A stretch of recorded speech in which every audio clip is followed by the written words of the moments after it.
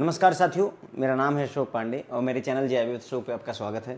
तो फ्रेंड्स, आज हम एएफएम के मॉड्यूल डी में चैप्टर नंबर 31 का पार्ट 5 करेंगे। 4 पार्ट ऑलरेडी आ चुका है, 5वां है और इसी के साथ में ये पूरा चैप्टर फ्रेंड्स आपका कवर हो जाता है। हर चीज़ हमने कवर कर ली है। इस चैप्टर से अगर क्वेश्चन उठता है तो नॉट टू वरी, आप अच्छे से अटेंड कर पाएंगे, अच्छे मार्क्स फेच कर पाएंगे। ओके, चैप्टर है आपका कॉस्ट एंड मैनेजमेंट अकाउंटिंग के बारे में। तो 4 पार्ट जो थे हमारे इससे पहले वाले वो कॉस्ट अकाउंटिंग के बारे में थे। इस पार्ट में हम मैनेजमेंट अकाउंटिंग प्योर थ्योरी है उसको कवर करने वाले हैं। ओके, तो यहाँ हम देखेंगे कि मैनेजमेंट अकाउंटिंग क्या होती है, मैनेजमेंट अकाउंटिंग का ऑब्जेक्टिव क्या है, कौन से टूल्स और टेक्निक्स यूज होते हैं मैनेजमेंट अकाउंटिंग के लिए। इसके साथ ही साथ में हम डिफरेंस भी देखेंगे कि कॉस्ट अकाउंटिंग में मैनेजमेंट अकाउंटिंग में क्या डिफरेंस होता है। तो काफ़ी सारी चीज़ें कवर करने वाले हैं। मैनेजमेंट अकाउंटिंग क्या होती है, यहाँ से हमें डिस्कस करना है। हमारा मेन जो टॉपिक है, देखो क्या है, फाइनेंशियल अकाउंटिंग में क्या होता है, हमारा ओवरऑल प्रॉफिट लॉस क्या है, बैलेंस शीट की क्या स्थिति है, ये सारी चीज़ें जानने में हम फाइनेंशियल अकाउंटिंग की बात करते हैं। मॉड्यूल ए, बी और सी उसी को डेडिकेटेड है। इससे पहले हमने कॉस्ट अकाउंटिंग पढ़ी। कॉस्ट अकाउंटिंग क्या करती है कि कितना पैसा खर्चा हो रहा है, कितनी कॉस्ट लग रही, उसके बारे में बात करता है। अब मैनेजमेंट अकाउंटिंग क्या होती है, देखो मैनेजमेंट को बहुत सारे डिसीजन लेने पड़ते हैं। तो बहुत सारे डिसीजन लेने के लिए जो अकाउंटिंग यूज की जाती है मैनेजमेंट के द्वारा, उसे मैनेजमेंट अकाउंटिंग कहते हैं। बस इतनी सी बात है फ्रेंड्स। ओके, मैनेजमेंट अपने अकाउंट मतलब काम को सही से चलाने के लिए, डिसीजन को लेने के लिए जिस अकाउंटिंग टेक्निक का यूज करता है उसे मैनेजमेंट अकाउंटिंग कहा जाता है। यही बात हम अभी डिटेल में भी समझेंगे। Meaning and evolution of management accounting. Management of any business organisation has to take various decision every day regarding transactions and event like sales, purchase, production volume, outsourcing, pricing, controlling expenses, disposal of fixed asset। मतलब ये बोल रहे हैं कि management जो business organisation को होता है उसे बहुत सारे निर्णय रोज लेने पड़ते हैं। जैसे कौन सी ट्रांजेक्शन होनी है, कौन सी नहीं होनी है, सेल्स कितनी हुई, परचेज कितना हुआ, प्रोडक्शन वॉल्यूम कितना रखना है, प्राइसिंग क्या होगी, आउटसोर्सिंग करनी है नहीं करनी है, ठीक है, फिक्स एसेट को रखना है, डिस्पोज करना है, उड़ा देना है, ख़त्म करना है, ये सारे निर्णय उसे लेने होते हैं। Most of the transactions and events can be measured and express in the money term. ये जितनी भी घटनाएं हैं इन सबको हम मनी के टर्म में मेजर कर सकते हैं भाई। अगर मनी का टर्म नहीं होगा तो फिर वैसे भी अकाउंटिंग कहीं ना कहीं फेल होती नजर आएगी। Okay, these events and transaction affect the working and position of the organisation. तो ये इवेंट और जो ट्रांजेक्शन, जो भी इवेंट हुई कि आउटसोर्स करना है, क्या प्राइस रखना है, कितनी सेल्स रहने वाली है, ये सारी चीज़ें किसी भी कंपनी की, ऑर्गेनाइजेशन की वर्किंग और उसकी पोजीशन को, मतलब प्रॉफिट में है लॉस में, उसको प्रभावित करती हैं। Therefore these need to be reported to the management. तो ऐसे में ये सारा जो डेटा है, ये सारा का सारा किसको रिपोर्ट होना चाहिए, मैनेजमेंट को रिपोर्ट होना चाहिए। मैनेजमेंट को पता होना चाहिए कि भाई एक्चुअल में क्या स्थिति चली हुई है।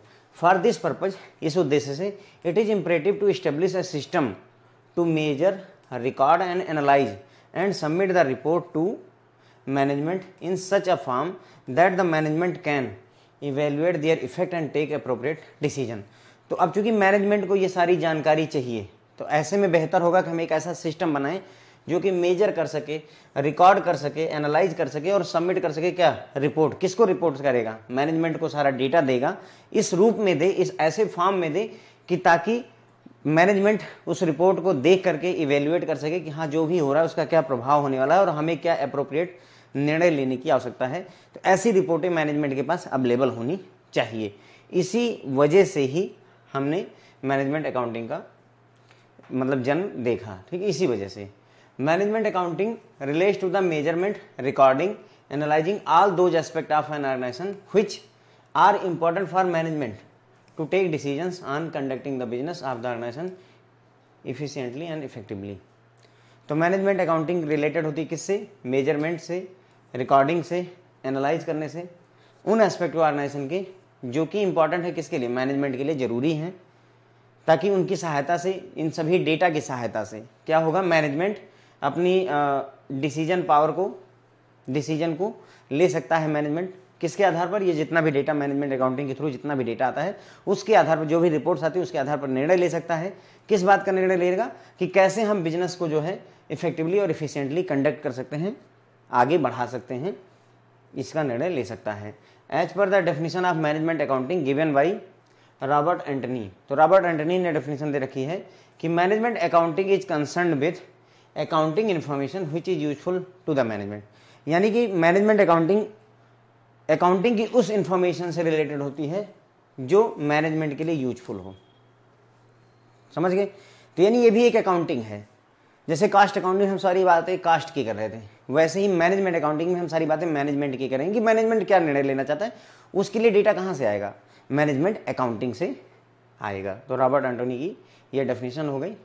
अब basic data for management accounting comes from the same accounting system which is established for financial accounting and cost accounting system, but the scope of providing information and report which is much wider। बोल रहे हैं कि basically जो data आता है management accounting के लिए वो वहीं से आता है जहां से फाइनेंशियल अकाउंटिंग के लिए डेटा आता है, और जहां से कास्ट अकाउंटिंग के लिए डेटा आता है वहीं से मैनेजमेंट अकाउंटिंग को भी डेटा सप्लाई होता है। फर्क क्या हो जाता है कि जो यहाँ पर स्कोप है इन्फॉर्मेशन प्रोवाइड करने का, और रिपोर्टें जो होती हैं वो काफ़ी वाइडर हो जाती हैं, काफ़ी ज़्यादा डिटेल में डेटा प्रोवाइड कर दिया जाता है।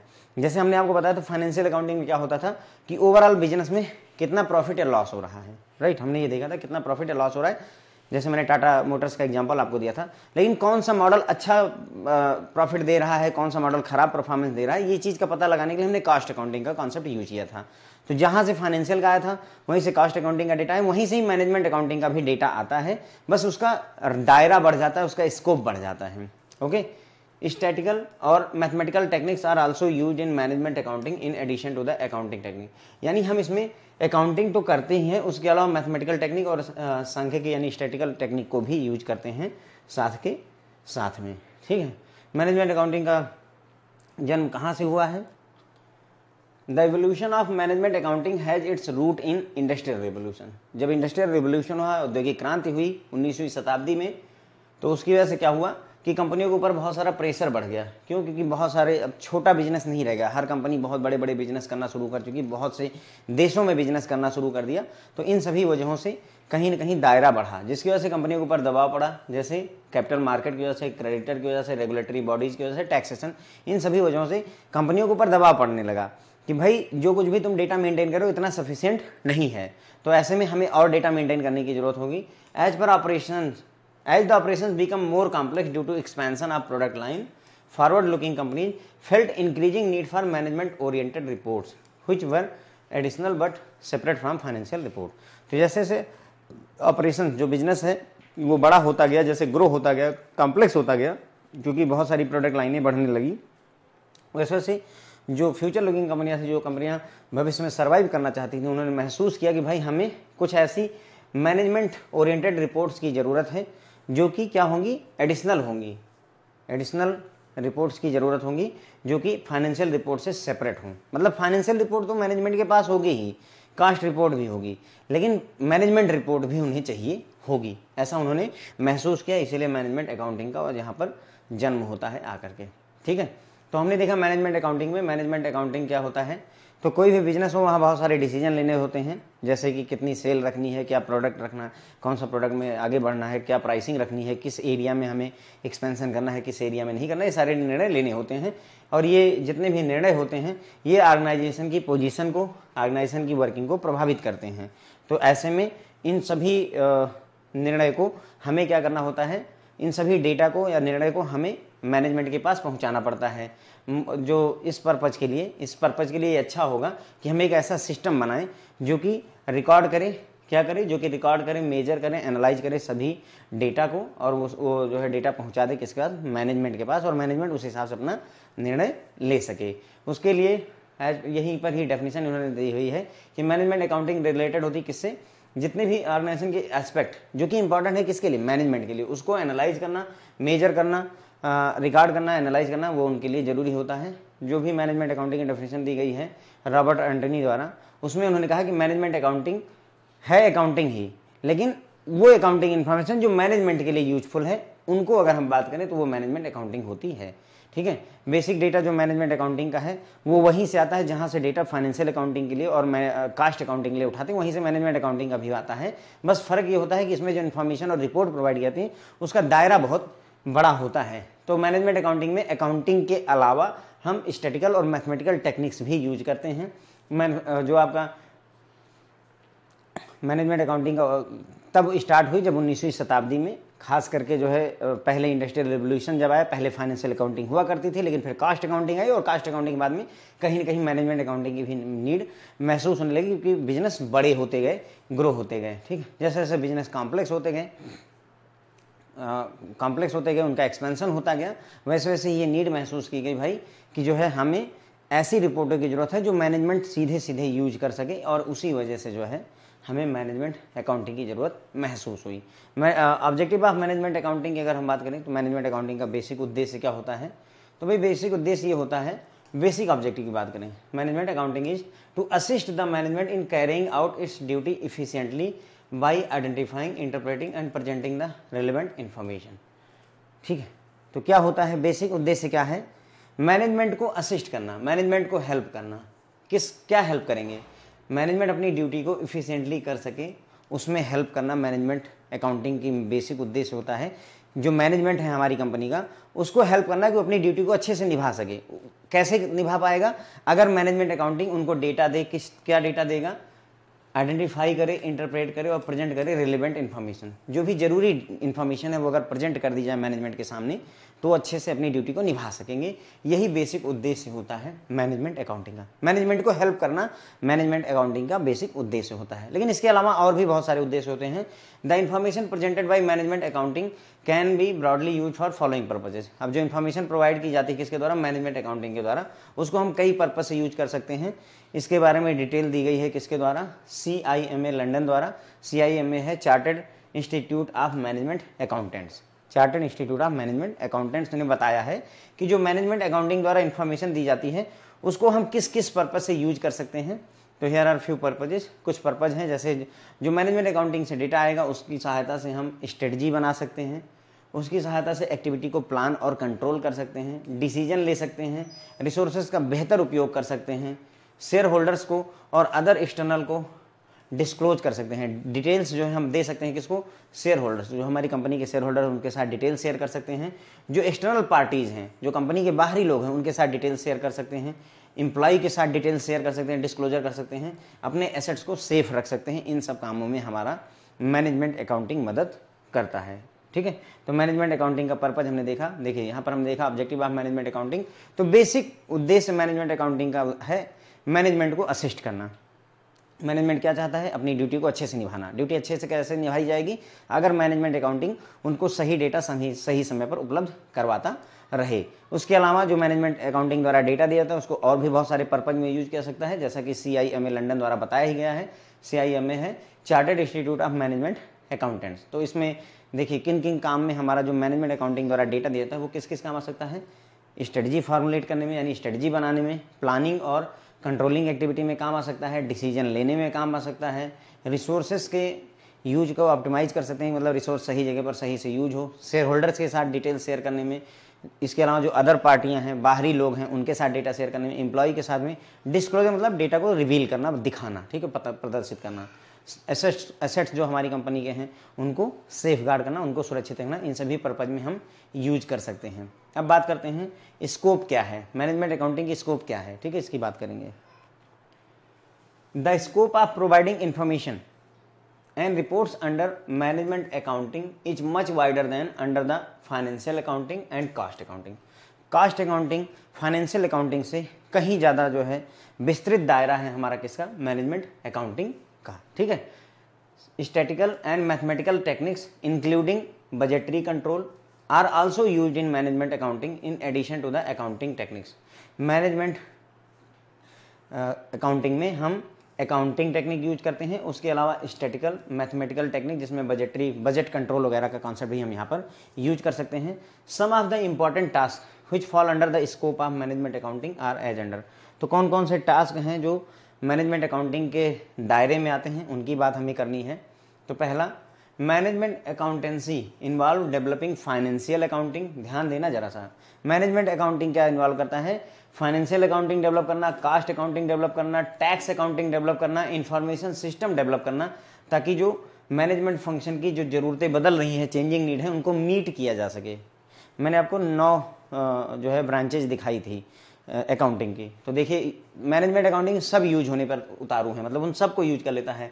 फाइनेंशियल अकाउंटिंग का डेटा यूज करेगा, कास्ट अकाउंटिंग का डेटा यूज करेगा, टैक्स अकाउंटिंग का डेटा यूज करेगा, उसके बाद में इंफॉर्मेशन सिस्टम जिसके थ्रू डेटा को कन्वे किया जाता है उसको भी यूज करके जो हमारे मैनेजमेंट फंक्शन की जो चेंजिंग नीड है उनको मीट करने का, उनको पूरा करने का प्रयास यहाँ पर किया जाता है। ठीक है, उसके बाद में management accountancy compiles, analyse, interpret and presents accounting and other data to make it understandable and usable to the management planning. Management को हम डेटा अवेलेबल करवाते हैं, किसके लिए? प्लानिंग के लिए। मैनेजमेंट को डेटा कैसे अवेलेबल करवाते हैं? कंपाइल करते हैं, एनालाइज करते हैं, इंटरप्रेट करते हैं और प्रेजेंट करते हैं अकाउंटिंग और अदर डेटा को, और ऐसे फॉर्म में प्रेजेंट करते हैं ताकि वो आसानी से अंडरस्टैंड किया जा सके मैनेजमेंट के द्वारा और उसे यूज किया जा सके। किस पर्पज़ के लिए? प्लानिंग के पर्पज़ से। तीसरा, management accountancy help in communicating management plans to the various level in organisation. Management accountancy क्या करती है? हेल्प करती है किसमें? जो हमारी ऑर्गेनाइजेशन में डिफरेंट लेवल्स होते हैं उनके साथ मैनेजमेंट की क्या प्लान है उनको कम्युनिकेट करने में भी मैनेजमेंट अकाउंटिंग हमारी हेल्प करती है। फिर आता है चौथा, management accountancy also help in developing an effective system of feedback reports. मतलब मैनेजमेंट अकाउंटिंग में हम फीडबैक रिपोर्ट सिस्टम को भी यूज करते हैं। Such report help in analysing the reasons and responsibilities for deviation so that appropriate corrective measures can be taken. जो भी हमने किया, जो भी एक्शन हमने लिया उसका क्या फीडबैक है। ठीक है, जैसे मान लो मैंने जेबी का आपको पढ़ा रहा हूँ, जेबी का कोर्स, ठीक है, क्या गड़बड़ियाँ हैं, आपसे फीडबैक लेना मेरे लिए नेसेसरी है। मैं फीडबैक लूँगा तो पता चलता है कि सर बहुत ज़्यादा डिटेल में पढ़ा रहे हैं, जेबी में इतना डिटेल में नहीं पढ़ाया जाता है। मान लेते हैं आपका ऐसा फीडबैक आता है, तो मैं फिर क्या करेक्टिव एक्शन ले सकता हूँ, मैं उस पर विचार करूँगा। या फिर आप बोलते हैं कि सर नहीं, आप ठीक पढ़ा रहे हैं, थोड़ी आवाज़ धीमी आती है, तो चलो उस पर एक्शन लेंगे। तो इसी तरीके से ऑर्गेनाइजेशन में भी होता है कि भाई मैनेजमेंट अकाउंटिंग में क्या होता है, फीडबैक रिपोर्ट्स होती हैं। मतलब जो कुछ भी हम कर रहे हैं उसका फीडबैक हमें मिलता है कि क्या गड़बड़ है, और उस रिपोर्ट की सहायता से हम ये देखने का प्रयास करते हैं कि आखिर जो हो रहा है उसमें डेविएशन क्यों है, क्यों ऐसा है, जैसा हम चाहते हैं वैसा क्यों नहीं हो रहा है, और वो नहीं हो रहा है तो उसके लिए क्या करेक्टिव मेजर्स हम ले सकते हैं, उसकी बात यहाँ पर की जाती है। ठीक है, तो ये हो गया फ्रेंड्स जो है स्कोप ऑफ मैनेजमेंट अकाउंटिंग में हमने देखा कि भाई जो स्कोप है मैनेजमेंट अकाउंटिंग का वो आपका कास्ट अकाउंटिंग और फाइनेंशियल अकाउंटिंग से कहीं ज़्यादा वाइडर है, कहीं ज़्यादा बृहद है इसका। ठीक है, इसमें अकाउंटिंग टेक्निक तो यूज ही होती है, उसके अलावा मैथमेटिकल और स्टैटिकल मेथड भी यूज किए जाते हैं। इंपॉर्टेंट टास्क जो इसके दायरे में आते हैं मैनेजमेंट अकाउंटिंग, उसमें पहला है मैनेजमेंट अकाउंटेंसी क्या करती है, इन्वॉल्व करती है किसका, डेवलप करना। क्या डेवलप करते हैं हम? Financial accounting, cost accounting, tax accounting, information system, इन सभी को यूज करके हम रिपोर्टें तैयार करते हैं और उन रिपोर्टों को मैनेजमेंट के पास अवेलेबल करवाते हैं। मैनेजमेंट अकाउंटेंसी क्या करती है, डेटा को कंपाइल करती है, इस रूप में प्रेजेंट करती है मैनेजमेंट के सामने कि उसे आसानी से समझ सके और फ्यूचर की प्लानिंग भी कर सके। मैनेजमेंट प्लानिंग भी कर सकता है इस रिपोर्ट के आधार पर। मैनेजमेंट अकाउंटेंसी जो है डिफरेंट जो हमारे लेवल होते हैं ऑर्गेनाइजेशन में उनको अपने मैनेजमेंट प्लान कम्युनिकेट करने में बताने में हेल्प करती है। मैनेजमेंट अकाउंटेंसी में फीडबैक रिपोर्ट सिस्टम होता है, फीडबैक रिपोर्ट होती हैं जिसकी सहायता से हम फीडबैक लेते हैं कि जो हम कर रहे हैं वो सही है या नहीं है। उस रिपोर्ट के आधार पर अगर कोई अप्रोप्रिएट एक्शन लेना है तो अप्रोप्रिएट एक्शन भी लिए जाते हैं। अब बात करेंगे फ्रेंड जो है tools and techniques of management accounting की। तो टूल्स एंड टेक्निक्स अगर हम बात करें मैनेजमेंट अकाउंटिंग की, तो as we have discussed earlier the requirement of management accounting grow with increase in the complexity in the of the business world. जैसे जैसे बिजनेस की दुनिया में कॉम्प्लेक्सिटी बढ़ी वैसे वैसे ही मैनेजमेंट अकाउंटिंग की ज़रूरत भी, नीड भी बढ़ती गई कि हाँ हमें मैनेजमेंट अकाउंटिंग चाहिए। As the operations become more complex the companies felt increasing need for management oriented reports and improved tools and techniques in management accounting has been devised based on the new requirement। तो जैसे जैसे मतलब business complex होता है या operations complex होती चली गई वैसे वैसे ही ये कंपनियों द्वारा महसूस किया गया कि हाँ उन्हें मैनेजमेंट ओरिएंटेड रिपोर्ट चाहिए, ऐसी रिपोर्ट जो मैनेजमेंट सीधे यूज कर सके, ऐसी रिपोर्ट उनको चाहिए। और साथ ही साथ उसी वजह से इम्प्रूव्ड टूल्स और टेक्निक्स जो है मैनेजमेंट अकाउंटिंग के लिए डेवलप की गई। जैसे जैसे नई नई रिक्वायरमेंट आती गई वैसे वैसे ही जो है इम्प्रूव टूल्स और टेक्निक्स इवॉल्व होते गए हैं। This is continuing process and improve tools and techniques continue to evolve with the increase in complexity and need of the business. मतलब ये जो टूल्स और टेक्निक नए नए डेवलप हो रहे हैं, ये एक कंटिन्यूअस प्रक्रिया है, चली हुई है। और इम्प्रूव टूल्स और टेक्निक धीरे धीरे जैसे जैसे बिजनेस की कॉम्प्लेक्सिटी बढ़ती जा रही, नीड बढ़ती जा रही, वैसे वैसे नए नए टूल्स और टेक्निक्स डेवलप होती हुई जा रही है। Presently the main tools and techniques use in management accounting are as under. Current time पे कौन कौन सी टूल्स और टेक्निक्स हम यूज कर रहे हैं उनकी हम बात करें तो पहला है हमारा फाइनेंशियल प्लानिंग, यानी मैनेजमेंट अकाउंटिंग में हम पहली टेक्निक फाइनेंशियल प्लानिंग की करते हैं। ठीक है, फाइनेंशियल प्लानिंग क्या होती है? तो every business organisation operate with certain pre set objective. हर एक बिजनेस ऑर्गेनाइजेशन किसी न किसी प्री सेट उद्देश्य के साथ चलता है। जैसे मैं आपको जीआईबी पढ़ा रहा हूँ तो मेरा भी कोई ना कोई प्री सेट उद्देश्य है, पहले से ही मैंने मन बना रखा है कि मुझे क्या करना है, राइट। मैं आपको ऐसे फ्री में पढ़ा रहा हूँ, कोई ना कोई उद्देश्य है। ठीक है, हो सकता है मेरा उद्देश्य हो अच्छे आपके आशीर्वाद को लेना, या हो सकता है भविष्य में चल करके इसको पेड करना। ठीक है, कुछ ना कुछ प्री माइंडसेट मैंने बना के रखा होगा। तो वही बोल रहे हैं कि हर एक ऑर्गेनाइजेशन जो बिजनेस करता है वो किसी न किसी उद्देश्य के साथ करता है। The process of deciding in advance the financial activities necessary for achieving these desired objective is called financial planning. अब जो उद्देश्य है, जो हमारा फाइनेंशियल उद्देश्य, जो हमारा ऑब्जेक्टिव है, उस ऑब्जेक्टिव के लिए हमें फाइनेंशियल कौन कौन सी एक्टिविटी करना पड़ेगा, उसे ही फाइनेंशियल प्लानिंग कहते हैं। बात समझ में आ रही है कि मतलब जो डिजायर्ड ऑब्जेक्टिव है उसको अचीव करने के लिए जो जो फाइनेंशियल एक्टिविटीज करनी है उसके बारे में एडवांस में डिसाइड करना ही फाइनेंशियल प्लानिंग कहलाता है। जैसे लोग फैमिली प्लानिंग करते हैं, फाइनेंशियल उसी तरीके से फाइनेंशियल प्लानिंग होती है फ्रेंड्स, क्योंकि हमने पहले से ही प्लान कर रखा है भाई कि जो है हमें इस महीने जैसे सैलरी आई तो हमने फाइनेंशियल प्लानिंग कर रखी कि हमें क्या क्या खर्चा करना है, कहाँ कहाँ खर्चा करना है, डिसाइड हो रखा है, गोवा कब जाना है डिसाइड हो रखा है। तो that is financial planning. Okay, financial objectives are the organisation, financial objective of the organisation can be both long term and short term. जो ऑर्गेनाइजेशन के फाइनेंशियल ऑब्जेक्टिव होते हैं वो लॉन्ग टर्म भी हो सकते हैं, शॉर्ट टर्म। जैसे कंपनी सोचती है कि अगले जो है 10 साल में हमें मार्केट का लीडर बन जाना है, शॉर्ट टर्म में वो सोचती है कि इस साल जो है हमें 100 करोड़ रुपए का प्रॉफिट अर्न करना है। ठीक है, तो दोनों तरीके के इसके उद्देश्य हो सकते हैं। Therefore financial planning also include both short term and long term planning. तो फाइनेंस अगर भाई हमारे जो ऑब्जेक्टिव हैं वो लॉन्ग टर्म और शॉर्ट टर्म होंगे तो फाइनेंशियल प्लानिंग भी लॉन्ग टर्म और शॉर्ट टर्म दोनों हमें करनी पड़ेगी। Some of the example of areas which the financial planning is related, मतलब किन किन एरियाज में फाइनेंशियल प्लानिंग की जाती है, तो उसका कुछ एग्जाम्पल हम यहाँ पर देखते हैं। Determination of optimum level of investment and operation, मतलब फाइनेंशियल प्लानिंग की सहायता से हम ये डिटरमाइन कर सकते हैं कि हमारा जो इन्वेस्टमेंट है और ऑपरेशन है वो ऑप्टिमम लेवल का कैसे हो सकता है, मतलब हम कितने कम से कम इन्वेस्टमेंट में काम को कर सकते हैं, ये डिसाइड करने में मदद करेगा financial planning. Capital requirement for the proposed investment, हमें जो हम ये बिजनेस चलाने जा रहे हैं उसके लिए हमें कितनी कैपिटल की जरूरत होगी, फाइनेंशियल प्लानिंग से पता चल जाएगा। कितनी इक्विटी और डेट लगेगा, इक्विटी का मतलब फ्रेंड्स होता है शेयर, शेयर मतलब जैसे रिलायंस का शेयर और इसका शेयर, और डेट का मतलब होता है कर्जा, जैसे बैंक से लोन लेना। तो हम अपनी कंपनी स्टार्ट करेंगे उसमें कितना कर्जा लेंगे बैंक से और कितना जो है शेयर मार्केट में बेच करके अपने शेयर जो है पैसा अरेंज करेंगे, उसका कितना मिक्स रहने वाला है। जैसे मान लो कंपनी को 100 करोड़ की ज़रूरत है तो हो सकता है कि कंपनी 40 करोड़ रुपए है बैंक से लोन ले ले और बाकी का 60 करोड़ रुपीज़ वो शेयर मार्केट से उठा लेगी अपने शेयर आईपीओ वगैरह निकाल करके। तो किस तरीके, या फिर हो सकता है दोनों 50-50 कर ले, 50 करोड़ रुपए जो है लोन लेंगे और 50 करोड़ रुपए जनता से उठाएंगे। वो डिसाइड करने में फाइनेंशियल प्लानिंग आपकी हेल्प कर सकता है। Estimation of income and distribution, कितनी इनकम हमें होगी इस वेंचर को करने से, इस काम को करने से कितनी इनकम होगी और उस इनकम को हम किसके साथ डिस्ट्रीब्यूट करेंगे, ये डिसाइड करना। चैनल ऑफ डिस्ट्रीब्यूशन क्या रहने वाला है, प्रोडक्ट की प्राइसिंग क्या रहनी है, इसमें भी फाइनेंशियल प्लानिंग मदद करती है।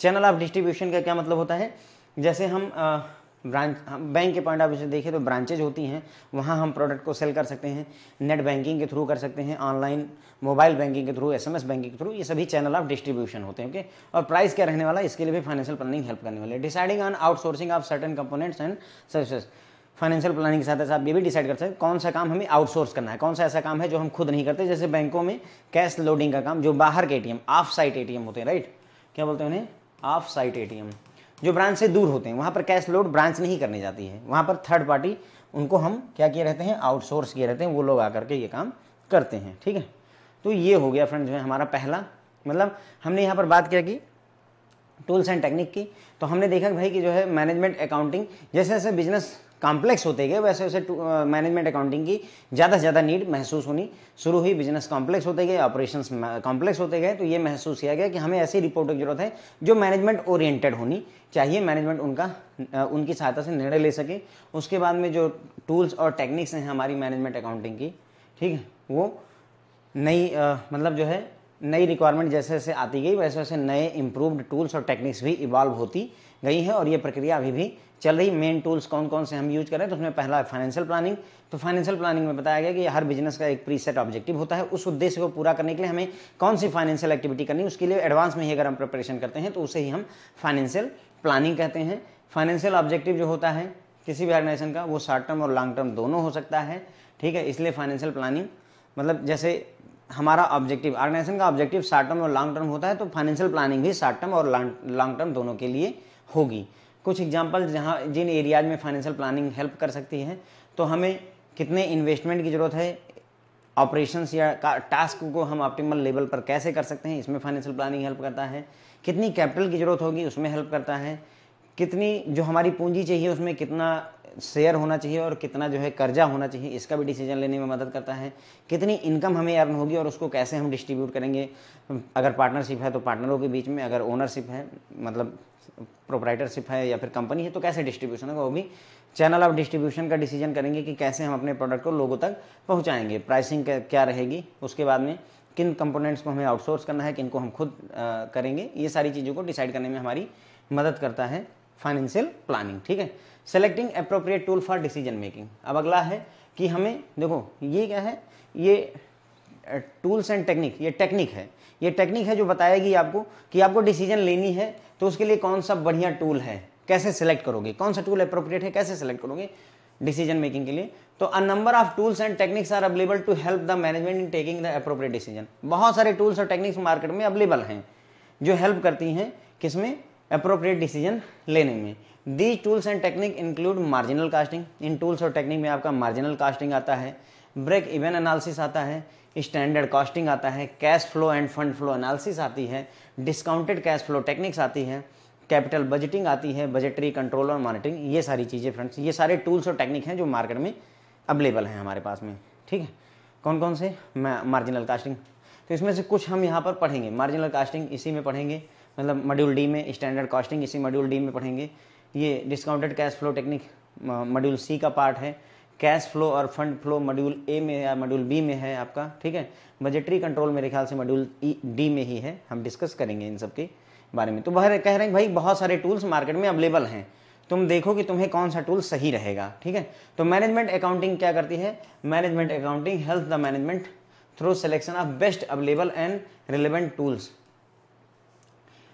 Depending upon the type of decision to be taken. किस तरीके का डिसीजन आप लेना चाहते हैं उसी के आधार पर मैनेजमेंट अकाउंटिंग आपकी हेल्प करता है। किसको, मैनेजमेंट को हेल्प करता है कि कौन सा टूल या टेक्निक हमारे लिए बेहतर रहेगा। कौन हेल्प करेगा, मैनेजमेंट अकाउंटिंग हेल्प करता है। मतलब समझे, मतलब बेसिकली मैनेजमेंट अकाउंटिंग कुछ कर नहीं रहा है, हिसाब से मैनेजमेंट अकाउंटिंग आपको बता रहा है कि कौन सा टूल और जो है टेक्निक मार्केट में अवेलेबल है और किस डिसीजन के लिए कौन सी बेहतर रहेगी। तुम्हें ब्रेक इवन लगानी है, ब्रेक इवन एनालिसिस यहाँ पर ठीक पड़ेगी तुम्हारे लिए, कैश फ्लो और फंड फ्लो टेक्निक अच्छी पड़ेगी, वो चीज़ बताने में मैनेजमेंट अकाउंटिंग आपकी हेल्प कर देता है। ये हो गया फ्रेंड्स, ओके। तो appropriate tools for selecting appropriate tools for decision making में हमने ये देखा कि मार्केट में नंबर ऑफ टूल्स और टेक्निक्स, मार्केट मतलब इन द सेंस ऑफ कि हाँ भाई इस क्षेत्र में बहुत सारे टूल्स और टेक्निक अवेलेबल हैं जिनकी सहायता से हम अप्रोप्रिएट डिसीजन लेने में उन टूल्स को यूज कर सकते हैं, ठीक है। उन टूल्स और टेक्निक में marginal costing, standard costing, break even analysis, cost flow, fund flow, discounted cash flow technique, capital budgeting, बहुत सारे टूल अवेलेबल हैं। तो मैनेजमेंट अकाउंटिंग यहाँ हेल्प क्या करती है कि आपको ये बताएगी कि किस सिचुएशन में डिसीजन लेने के लिए कौन सा टूल बेहतर रहने वाला है, तुम उसे सेलेक्ट कर लो, ठीक है। फिर आता है फाइनेंशियल स्टेटमेंट एनालिसिस। तो फाइनेंशियल स्टेटमेंट एनालिसिस, अब देखो फाइनेंशियल स्टेटमेंट क्या होता है, आपका प्रॉफिट लॉस अकाउंट, आपका बैलेंस शीट वगैरह फाइनेंशियल स्टेटमेंट होते हैं, ठीक है। तो financial, while financial accounting results in providing the set of financial statement required under the law, there is need to analyse these statement further to make data more meaningful for management to take decision. बोल रहे हैं कि देखो financial accounting से हमें बहुत सारे financial statement मिल जाते हैं जो कि as per law companies act, income tax वगैरह के तहत चाहिए भी होते हैं, लेकिन हमें इस जो ये डेटा है जो हमारा ये फाइनेंशियल स्टेटमेंट है इसको फर्दर एनालाइज करने की जरूरत है और उसको और मीनिंगफुल बनाना है ताकि मैनेजमेंट उसकी सहायता से अपना निर्णय ले सके। Okay, the technique of analysing financial statement includes, अब किन किन टेक्निक की सहायता से हम फाइनेंशियल स्टेटमेंट को एनालाइज कर सकते हैं, तो उसके लिए ट्रेंड एनालिसिस यूज की जा सकती है, कंपैरेटिव स्टेटमेंट एनालिसिस की जा सकती है, common size statement analysis use की जा सकती है, रेशियो एनालिसिस, कैश फ्लो और fund flow analysis. There are many techniques, ये बहुत सारे टेक्निक है जिनकी सहायता से हम फाइनेंशियल स्टेटमेंट की एनालिसिस कर सकते हैं। और आप समझिए बात को, फाइनेंशियल स्टेटमेंट की एनालिसिस मतलब फाइनेंशियल स्टेटमेंट तो था ही, you have already got the balance sheet, balance sheet तुम्हारे हाथ में है वो तो ठीक है, बैलेंस शीट को एनालाइज करो, इंटरप्रेट करो और ऐसे मीनिंगफुल तरीके से प्रेजेंट करो ताकि जो है ये पता चल सके मैनेजमेंट को कि हाँ क्या चल रहा है। जैसे हम ट्रेंड एनालिसिस देख सकते हैं, बैलेंस शीट है, अब पिछले 10 साल की बैलेंस शीट लेकर के बैठो, देखो ट्रेंड क्या चल रहा है, हमारी क्या स्थिति है, कहाँ क्या चल रहा है। ओके, इसी तरीके से कंपेयर करो, स्टेटमेंट एनालिसिस, कंपैरेटिव, 3-4 कंपनियों का डेटा ले लो और कंपेयर करना शुरू करो, काइंड ऑफ दैट, इस तरीके की चीजें हम कर सकते हैं। समझ में आया? तो फाइनेंशियल अकाउंटिंग में फाइनेंशियल स्टेटमेंट हम बना के रखते हैं, कोई दिक्कत नहीं है, लेकिन हमें जरूरत है कि इन स्टेटमेंट को हम एनालाइज करें और ऐसे मीनिंगफुल तरीके से प्रेजेंट करें ताकि मैनेजमेंट अपना निर्णय ले सके। अब जो फाइनेंशियल स्टेटमेंट है उसको एनालाइज करने की बहुत सारी टेक्निक है, जैसे ट्रेंड एनालिसिस की जा सकती है, कंपैरेटिव स्टेटमेंट एनालिसिस की जा सकती है, कॉमन साइज स्टेटमेंट एनालिसिस की जा सकती है, रेशियो एनालिसिस, कैश फ्लो और फंड फ्लो एनालिसिस वगैरह की जा सकती है। ठीक है, उसके बाद में आता है स्टैटिकल एंड ग्राफिकल टेक्निक, मतलब इसमें हम वही सांख्यिकी का और डेटा ग्राफ प्रेजेंटेशन वगैरह का यूज करेंगे फ्रेंड्स। ओके, तो statical and graphical technique, in order to make the information more meaningful various statical and graphical techniques are used. जो इन्फॉर्मेशन है उसको और मीनिंगफुल बनाने के लिए बहुत सारी स्टैटिकल और ग्राफिकल टेक्निक्स को हम यूज करते हैं। ठीक है, जैसे डेटा है उसको ग्राफ के फॉर्म में दिखाया, भाई ऐसे अगर हम ऐसे दिखाएं, ठीक है, कुछ इस तरीके से, तो अब मतलब ये एक्स मतलब हमारा मेन है ये, ठीक, तो अब दिख रहा है ना कि हमारी स्थिति कहाँ पर, यहाँ पर तो एकदम हम खत्म ही हो गए हैं, यहाँ हमने अच्छा खासा जो है प्रोग्रेस किया हुआ, तो मतलब इस तरीके का हमें रिप्रेजेंटेशन, ये क्या है, ग्राफिकल रिप्रेजेंटेशन है जो मीनिंगफुल चीज़ों को दिखाता है। These technique makes the presentation of the data in such a form which is more helpful for management in decision making. तो जो डेटा होगा वो इस तरीके से प्रेजेंट कर दिया जाता है कि मैनेजमेंट के लिए डिसीजन लेना और भी आसान हो जाता है। कुछ टेक्निक, इसमें कौन कौन से टेक्निक हैं, तो उसके टेक्निक के लिए एनालिसिस और प्रेजेंटेशन के लिए कौन कौन से टेक्निक, लीनियर प्रोग्रामिंग यूज की जा सकती है, statistical quality control, chart use किए जा सकते हैं, सेल्स से रिलेटेड, अर्निंग से रिलेटेड, मार्केट शेयर से, इन्वेस्टमेंट, इन सब से रिलेटेड चार्ट वगैरह बनाए जा सकते हैं। ठीक है, तो ये हो गया लीनियर प्रोग्रामिंग क्या होती है, जब आप CIB पढ़ेंगे वहाँ पूरा का पूरा चैप्टर है, आप पढ़ने का मौका आपको मिलेगा। ठीक है, तो मेरे ख्याल से आपको समझ में आया होगा कि भाई यहाँ पर क्या होता है, सांख्यिकी और ग्राफिकल प्रेजेंटेशन की यूज करके हम जो डेटा है उसको अच्छे तरीके से प्रेजेंट कर रहे हैं। कुल मिलाकर के यहाँ डेटा पहले से है, हम उसको अच्छे तरीके से प्रेजेंट करने का प्रयास कर रहे हैं। ठीक है, इन्फॉर्मेशन को ज़्यादा मीनिंगफुल बनाने के लिए हम क्या करते हैं, डिफरेंट स्टैटिकल और ग्राफिकल टेक्निक को यूज करते हैं। उन टेक्निक में जो प्रेजेंटेशन ऑफ डेटा होता है वो इस फॉर्म में होता है कि वो ज़्यादा हेल्पफुल होता है मैनेजमेंट की डिसीजन मेकिंग के लिए। कुछ टेक्निक जो एनालिसिस में और प्रेजेंटेशन में यूज की जाती हैं वो लीनियर प्रोग्रामिंग है, स्टैटिकल क्वालिटी कंट्रोल है, चार्ट हैं जो कि रिलेटेड हैं, चार्ट बनाए जा सकते हैं, सेल से रिलेटेड, अर्निंग से, मार्केट शेयर से, इन्वेस्टमेंट, इन सब से रिलेटेड हम चार्ट वगैरह बना सकते हैं। फिर आता है फ्रेंड्स हमारा selecting appropriate method of reporting. अभी जैसे हमने क्या किया था, सेलेक्टिंग क्या किया था, appropriate method of decision making. ध्यान दीजिएगा, हमने क्या किया था, selecting appropriate tool for decision making. कौन सा टूल डिसीजन मेकिंग के लिए बेहतर है, ठीक उसी तरीके से हमें अप्रोप्रिएट मेथड ऑफ रिपोर्टिंग भी चूज करने के मौका मिलना है यहाँ पर। ठीक है, तो different level of management have different need in terms of data and it's analysis. मतलब मैनेजमेंट का अलग अलग लेवल होता है, MD को जो डेटा चाहिए और जो स्केल 3 को चाहिए उसमें बहुत ज़्यादा डिफरेंस होता है, यही कह रहे हैं। ठीक है, तो मैनेजमेंट के अलग अलग लेवल की अलग अलग रिपोर्टिंग की ज़रूरत होती है। तो मैनेजमेंट अकाउंटिंग क्या करता है, इस फैक्ट को कंसिडर करता है while selecting data and decision on the appropriate method of reporting, कि कौन सा मेथड ऑफ रिपोर्टिंग हम कहाँ पर यूज करने वाले हैं, उस चीज़ को यहाँ पर ध्यान में रखा जाता है कि हर एक लेवल की नीड अलग होती है। बात क्लियर हो गई? तो हमें यहाँ मौका मिलेगा अप्रोप्रिएट मेथड सेलेक्ट करने का, रिपोर्टिंग का अप्रोप्रिएट मेथड सेलेक्ट करने का हमें यहाँ पर मौका मिलेगा। डिफरेंट लेवल ऑफ मैनेजमेंट जो है, डिफरेंट लेवल की नीड्स होती है उनकी रिपोर्टिंग की, उनकी एनालिसिस की। तो ऐसे में मैनेजमेंट अकाउंटिंग हमें हेल्प करता है किस चीज़ में, कि कौन सा अप्रोप्रिएट मेथड है रिपोर्टिंग के लिए हमें सेलेक्ट करने में मदद करता है। कौन? Management accounting. ठीक है, बस यहीं पर मैनेजमेंट अकाउंटिंग फ्रेंड्स खत्म हो जाती है, पूरी की पूरी मैनेजमेंट अकाउंटिंग आपकी कवर हो जाती है। अब यहाँ पर हम देखेंगे कास्ट अकाउंटिंग और मैनेजमेंट अकाउंटिंग में डिफरेंस की क्या डिफरेंस होता है। ओके, तो अगर हम देखें कौन कौन से डिफरेंस होते हैं, तो while there are many similarity between cost accounting and management accounting. Cost accounting हमने इस चैप्टर में पढ़ी, मैनेजमेंट अकाउंटिंग भी इसी चैप्टर में या इस पार्ट में हमने पढ़ी हुई। तो बोल रहे हैं दोनों में काफ़ी सिमिलरिटी होती है, लेकिन तब भी वहाँ पर डिस्टिंग्विश फीचर्स होते हैं जो कि ये हैं कुछ अलग, लेकिन इसके बावजूद भी कुछ डिफरेंस होता है। तो जैसे कौन सा, पहला, the scope of management accounting is much wider compare to that of cost accounting. जो कास्ट अकाउंटिंग है उसका दायरा बड़ा ही सीमित होता है, मैनेजमेंट अकाउंटिंग का दायरा बहुत बड़ा होता है। कास्ट अकाउंटिंग अगर आपको याद हो, कास्ट अकाउंटिंग का यूज इंटरनल जो मैनेजर होता है वो यूज करता है, लेकिन मैनेजमेंट अकाउंटिंग का डेटा अभी आपने देखा था एम्प्लॉय के साथ शेयर किया था, एक्सटर्नल शेयर होल्डर वगैरह के साथ भी शेयर किया था, तो उसका दायरा बहुत बड़ा होता है। While cost accounting relates more to the ascertainment, allocation and accounting aspect of the cost. देखिए कास्ट अकाउंटिंग क्या करती है, ये देखना कि कितना खर्चा लगा उस पर जोर देती है, कितना खर्चा लगा, एक मोबाइल बनने में कितना खर्चा लगा उस पर जोर देती है, यानी कि हमें सर्टन करते हैं, एलोकेट करते हैं, अकाउंट करते हैं कि कितना खर्चा लग रहा है कास्ट को। मैनेजमेंट अकाउंटिंग बिल्कुल अलग है, वो क्या करती है कि जो कास्ट है उसका इम्पैक्ट क्या हो रहा है, उसका इफेक्ट क्या हो रहा है उस कॉस्ट का। जैसे हमने मोबाइल का नाम 18,000 रखा है, तो उसका प्रभाव क्या पड़ रहा है, क्या हमारी सेल्स बढ़ी कि घटी, इस चीज़ को देखने का काम कौन करता है, मैनेजमेंट अकाउंटिंग करता है। ठीक है, कास्ट अकाउंटिंग क्या करती है कि मोबाइल बनने में 18,000 कैसे लगे, कहाँ कहाँ खर्चा हुआ, कास्ट अकाउंटिंग 18,000 दाम रखने पर इसका प्रभाव क्या पड़ रहा है हमारी सेल्स पे, मार्केटिंग पे, हर चीज़ पे, वो एनालाइज करने के लिए मैनेजमेंट अकाउंटिंग को काम में लिया जाता है। मेरे ख्याल से फर्क क्लियर है। Cost accounting is mainly about short term planning, while management accounting is concern with both short range and long range planning.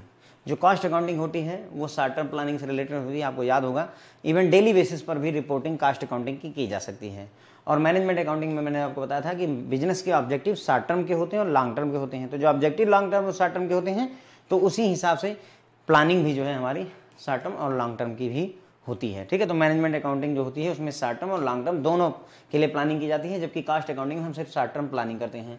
Cast accounting data provide the base for applying the method of management accounting to make the data more purposeful for management decision. Cost accounting से जो data मिलता है वो base का काम करता है, उस डेटा को यूज करके हम डिफरेंट मैनेजमेंट टेक्निक को यूज करके डेटा को रिप्रेजेंट करते हैं जो मैनेजमेंट डिसीजन में काम आता है। बात समझ में आई? कास्ट अकाउंटिंग का जो डेटा है उसको हम यूज करते हैं और मैनेजमेंट टेक्निक के साथ उससे कन्वर्ट करते हैं, मैनेजमेंट के काम आ सके इस पर्पज के लिए बनाते हैं। तो ठीक है, तो एक तरह से कास्ट अकाउंटिंग छोटी पड़ गई, मैनेजमेंट अकाउंटिंग उसके ऊपर कहीं ना कहीं आ जाती है। Management accounting make use of additional tool and technique available to it. Management accounting क्या करती है, available make use of additional tool और टेक्निक जो इसको अवेलेबल होती है उसको यूज करती है compare to those available to cost accounting.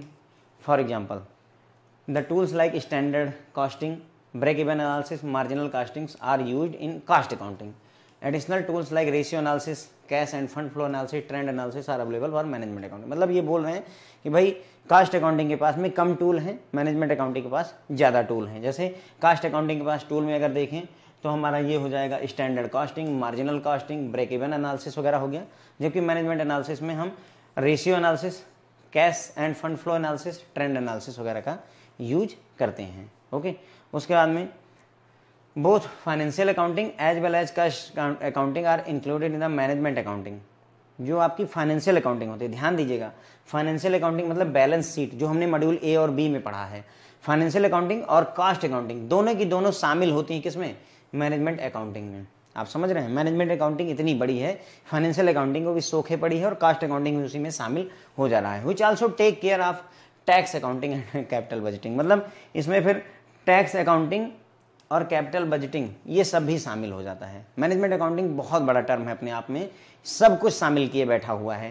Tax accounting और आपका financial accounting, cost accounting, capital budgeting, सब चीज़ें इसी में, यानी इन्फॉर्मेशन सिस्टम, सब कुछ अपने में समाहित किए हुए है। ठीक है, फिर आता है कास्ट अकाउंटिंग डिपेंड करता है mostly on historical cost, while management accounting tends to futuristic account. Cost accounting में जो हम डेटा यूज करते हैं वो ज़्यादातर हिस्टोरिकल डेटा यूज करते हैं कि पहले से जो प्रोडक्ट बन चुका है उस पर हम बातें करते हैं। लेकिन मैनेजमेंट अकाउंटिंग ऐसा नहीं है, वो फ्यूचरिस्टिक अकाउंटिंग की बात करता है, भविष्य में क्या होने वाला है, कैसे उसको कंट्रोल किया जाए, उसकी बात करता है मैनेजमेंट अकाउंटिंग। ठीक, तो ये कुछ डिफरेंस, हमने सर्टेन डिफरेंस देखे फ्रेंड। तो देखिए कॉस्ट अकाउंटिंग और मैनेजमेंट अकाउंटिंग में बहुत सारी सिमिलरिटी होती है, फिर भी कुछ डिफरेंस होते हैं। जैसे मैनेजमेंट अकाउंटिंग का स्कोप बहुत बड़ा है, इसका दायरा बहुत बड़ा होता है, मच वाइडर होता है कॉस्ट अकाउंटिंग से। कॉस्ट अकाउंटिंग में हम किसी प्रोडक्ट में कितना कॉस्ट लग रहा है उसके पीछे पड़े हुए होते हैं, लेकिन मैनेजमेंट अकाउंटिंग जो हमने कॉस्ट रखी है अपने प्रोडक्ट की, उसका क्या प्रभाव पड़ रहा है हमारे सेल्स वगैरह पर, इसके एस्पेक्ट की बात करता है। ठीक है, cost accounting short term planning में की बात करता है, केवल short term planning, long term का कोई मतलब नहीं। मैनेजमेंट में शॉर्ट टर्म और लॉन्ग टर्म दोनों प्लानिंग की बात होती है। कॉस्ट अकाउंटिंग जो डेटा होता है उसको बेस के तौर पर हम यूज करते हैं और उस डेटा को ऐसे प्रेजेंट करते हैं ताकि मैनेजमेंट अच्छे से निर्णय ले सके। तो कॉस्ट अकाउंटिंग बच्चा है और मैनेजमेंट अकाउंटिंग एक तरह से उसका बाप है। ठीक है, मैनेजमेंट अकाउंटिंग जो है बहुत सारे टूल्स और टेक्निक होती हैं जिनको यूज करता है, जो कॉस्ट अकाउंटिंग के पास भी नहीं है। जैसे कॉस्ट अकाउंटिंग के पास में टूल में standard costing, marginal costing, break even analysis वगैरह होता है, जबकि आपका अगर हम यहाँ पर बात करें तो trend analysis, fund flow, cash flow analysis, ratio analysis, ये सारे टेक्निक्स कहाँ यूज होती हैं, मैनेजमेंट अकाउंटिंग में। फाइनेंशियल अकाउंटिंग और जो आपका फाइनेंशियल अकाउंटिंग यानी मॉड्यूल ए और बी में जो पढ़ा है वो, और प्लस कॉस्ट अकाउंटिंग, ये दोनों शामिल हो जाते हैं किसमें, मैनेजमेंट अकाउंटिंग में। Plus tax accounting, capital budgeting, ये सारी चीज़ें जो है मैनेजमेंट अकाउंटिंग में ही आ जाती हैं। कॉस्ट अकाउंटिंग हिस्टोरिकल डेटा की बात करता है, हिस्टोरिकल कॉस्ट की बात करता है, जबकि मैनेजमेंट अकाउंटिंग फ्यूचरिस्टिक अकाउंटिंग होती है, भविष्य की बात करता है यहाँ पर। ठीक है, अब यहाँ पर हम बात करेंगे रिलेशनशिप, किसके किसके बीच में relationship, cost accounting, financial accounting and management accounting with financial management. ध्यान दीजिएगा, 3 अकाउंटिंग की हम बात कर रहे हैं, कौन सा, कॉस्ट अकाउंटिंग, फाइनेंशियल अकाउंटिंग और मैनेजमेंट अकाउंटिंग। इन सब का रिलेशनशिप क्या होता है किसके साथ, फाइनेंशियल मैनेजमेंट के साथ। थोड़ा डिफरेंस है, समझ के चलिए। कॉस्ट अकाउंटिंग हमने इस चैप्टर में पढ़ी, फाइनेंशियल अकाउंटिंग मॉड्यूल ए और बी, मॉड्यूल बी दोनों पढ़ा, मैनेजमेंट अकाउंटिंग हमने अभी इस लेक्चर में पढ़ा है। इन तीनों का रिलेशनशिप फाइनेंशियल मैनेजमेंट से क्या होता है उसके बारे में बात कर रहे हैं हम यहाँ पर। तो देखिए, फाइनेंशियल अकाउंटिंग इज को एग्जिस्टेंस विद द बिजनेस, यानी ये कह रहे हैं कि जब से बिजनेस आया है उसी समय से ही लगभग फाइनेंशियल अकाउंटिंग, कौन सा, बैलेंस शीट बनाना, जर्नल, लेजर, पोस्टिंग, ये सारी चीज़ें उसी समय से हैं। जब से बिजनेस है तब से जो है फाइनेंशियल अकाउंटिंग, जैसे जब से समोसा है तब, जब से आलू और समोसा का, जैसे जब से समोसा बनना शुरू हुआ है तब से आलू का उपयोग उसमें होने लगा, ठीक उसी तरीके से जो जर्नल और लेजर है, मतलब फाइनेंशियल अकाउंटिंग तब से है जब से बिजनेस स्टार्ट हुआ है।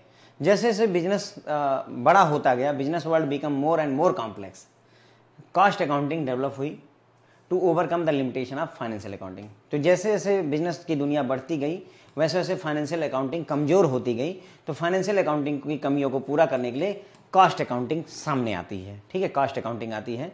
Financial accounting fulfils the important function of providing a true and fair overall picture of the financial operations carried out during the year and it's financial position at the end of year. अब financial accounting क्या करती है, आपको ये बताती है कि पूरे साल में कंपनी की क्या स्थिति रही है, ऑपरेशन मतलब जो काम हुआ है कैसा हुआ है, ओवरऑल प्रॉफिट और लॉस क्या है, कंपनी किस स्थिति में है, ये सारी डिटेल्स फाइनेंशियल अकाउंटिंग आपको प्रोवाइड कर देती है। But as the complexity of business increased, it was felt that financial accounting alone not enough to exercise effective control over the affair of business organisation.